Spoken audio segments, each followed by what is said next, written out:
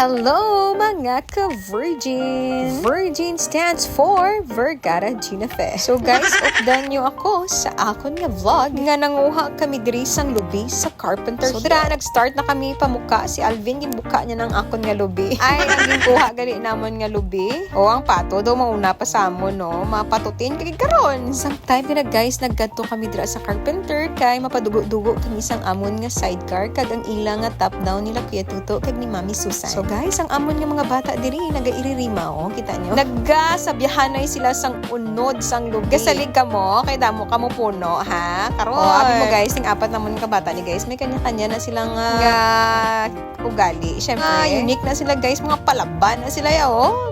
Kita nyo, di ba? So ambal ko, sino gusto mag-drink? Sang tubod, sang lubi. Una gid si Enzo Ray sang hanya kay huhaw gid daw siya. Get your baso there and your spoon. Then you go back here. Okay? And they said, okay. So, ara na pagbalik nila, ginpang buuan ko na ila baso sang tubod sang lubi, guys. Ginpakaon ko ng balko. Matuto kayong kumuha ng pagkain nyo dyan. Lokadin nyo ang lubi.